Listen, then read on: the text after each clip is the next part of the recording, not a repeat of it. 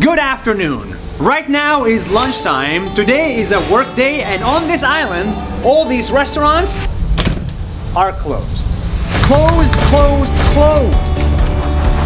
It's because today is the first day of Ramadan.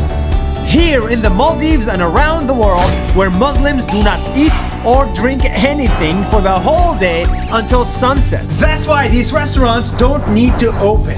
Think about this. Almost 2 billion people agree that for this month, you should try to be a better human, to learn humility and patience and feel for the hungry and the poor.